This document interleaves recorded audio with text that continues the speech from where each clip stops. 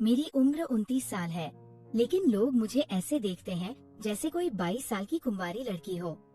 शादी को 6 साल हो गए थे, पर मेरे पति को मैंने 4 साल पहले एक सड़क हादसे में खो दिया। 4 साल से मुझे किसी ने छुआ तक नहीं है। गांव के सभी लोग बूढ़े और जवान मुझ पर फिदा रहते हैं। सच कहूँ तो मुझे अंदर ही अंदर बहुत अच्छा महसूस होता है, क्योंकि मैं भी एक औरत हूँ। मेरे भी अरमान है। और हाँ, अगर आप लोग भी मुझसे बात करना चाहते हो तो मैंने मेरा नंबर इसी वीडियो में बताया है, तो पूरी कहानी सुनो, क्योंकि मेरा नंबर इसी कहानी में है। दोस्तों, आज मैं आपको अपनी और अपने देवर की एक कहानी सुनाने वाली हूँ। कहानी बहुत ही ज्यादा मजेदार होने वाली है, जिसमें आपको बहुत मजा आएगा। तो कहानी पूरी सुनना और देखना मेरे और मेरे देवर के बीच आखिर क्या क्या हुआ। चलिए दोस्तों, शुरू करती हूँ। हेलो दोस्तों, सबसे पहले मैं आपसे रिक्वेस्ट करना चाहती हूँ कि वीडियो देखने के बाद सब्सक्राइब जरूर कर लीजिएगा। मैं इन वीडियोस को बनाने में बहुत मेहनत करती हूँ और इसी से मैं अपना खर्चा चलाती हूँ। जो भी सब्सक्राइब करेगा, मैं दुआ करती हूँ कि उसकी जिंदगी बहुत अच्छी, अमीर और खुशहाल हो। प्लीज प्लीज सब्सक्राइब कर लीजिएगा। हेलो दोस्तों, सबसे पहले तो दिल से शुक्रिया उन सबका जो मेरी आवाज सुनने के लिए रुकते हैं। मैं हूँ आपकी सुनीता। घर में बस मैं, मेरी सासुर और वो में मेरा देवर राहुल। राहुल मुझसे 5 साल छोटा है, यानी 24 का। पढ़ाई पूरी करके गांव वापस आया। अब खेती बाड़ी संभालता है और थोड़ा मोटा ठेका भी देखता है। मैं बताऊं अपनी सूरत के बारे में थोड़ा। लोग कहते हैं कि विधवा होकर भी मैं अब भी बहुत अच्छी लगती हूँ। रंग गोरा पर वो गेहूं, और वो दूध जैसा नहीं, हल्का सा जो गर्मियों में और निखर आता है। आंखें बड़ी बड़ी काजल लगाने की आदत है। बाल लंबे काले, कमर पतली और हाँ, ऊपर नीचे दोनों तरफ थोड़ा भराव है, जो साड़ी में अच्छा लगता है। घर में साड़ी ही पहनती हूँ, कभी पटियाला कभी सलवार, पर तन्ने पर ज्यादातर साड़ी ही, क्योंकि सास कहती है बहू विधवा होकर भी घर की इज्जत बनाए रख। अब बात करते हैं उसकी, राहुल की। शुरू में तो वह बस एक साधारण लड़का लगता था। मेरे सामने आंखें झुकाकर बात करता, जी भाभी, हाँ भाभी। पर धीरे धीरे कुछ बदलाव आने लगा। नहीं कि वह कुछ गलत करता, पर उसकी नजरें मेरे चेहरे से ज्यादा देर तक नहीं रुकती थी। नीचे सरक जाती थी, कभी मेरी कमर पर, कभी कूल्हों की तरफ, कभी ब्लाउज की तरफ। और जब मैं उसे देखती, वह झट से नजर हटा लेता, चेहरा लाल हो जाता। मैं समझ गई थी कि उसके मन में कुछ चल रहा है, और सच कहूँ तो मेरे मन में भी कुछ हलचल होने लगी थी। 5 साल हो गए थे किसी पुरुष के स्पर्श को। मैं भी सोचती, हाय अकेलापन। रात को अकेले लेटकर कभी कभी शरीर तड़प उठता, पर मैं खुद को रोकती, क्योंकि ये घर है, ये रिश्ता है, ये समाज है। एक शाम की बात है, मैं बगीचे में फूलों को पानी दे रही थी।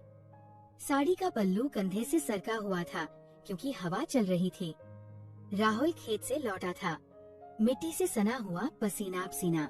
वो सीधा मेरे पास आया और बोला, भाभी आज बहुत गर्मी थी, पानी पीने को जी चाह रहा है। मैंने मुड़कर उसे देखा।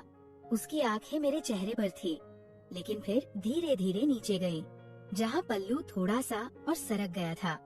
मैंने जानबूझकर पल्लू को तुरंत नहीं ठीक किया, बस हल्के से मुस्कुराई और बोली, अंदर फ्रिज में रखा है, जा ले आ।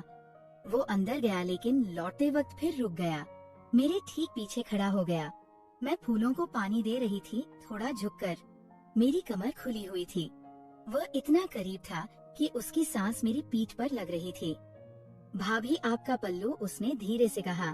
मैंने पीछे मुड़कर देखा, अरे हाँ धन्यवाद। और मैंने धीरे धीरे पल्लू ठीक किया, जानबूझकर थोड़ा धीमा करके। उसकी आंखें मेरे हाथों को फॉलो कर रही थी। उस शाम के बाद उसकी हिम्मत थोड़ी बढ़ गई। वह मेरे पास ज्यादा आने लगा। कभी बोलेगा, भाभी आज सब्जी बहुत स्वादिष्ट बनी है, जैसे कोई बहुत प्यार से बनाई हो। मैं हंसकर कहती, अच्छा तो रोज प्यार से बना दूंगी। वो शर्माकर चुप हो जाता। एक दिन दोपहर में मैं खेत में सब्जियां तोड़ रही थी। गर्मी बहुत थी। मैंने साड़ी का पल्लू कमर में ठूंस लिया था, ताकि काम आसान हो। ब्लाउज का नीचे का हिस्सा थोड़ा ऊपर चढ़ा हुआ था। पसीने से पेट चमक रहा था।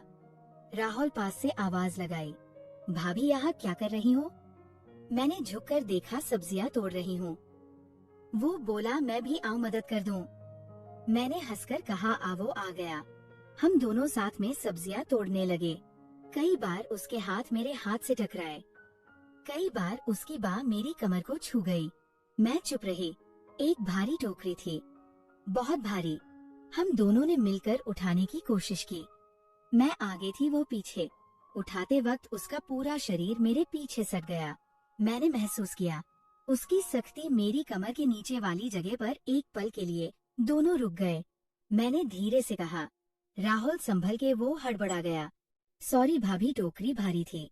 मैंने कुछ नहीं कहा, बस मुस्कुराई और काम में लग गई। पर उस दिन के बाद वह स्पर्श मेरे दिमाग में बार बार आने लगा। धीरे धीरे बातें घरेलू होने लगी। वो मेरे साथ रसोई में खड़ा होकर बात करने लगा।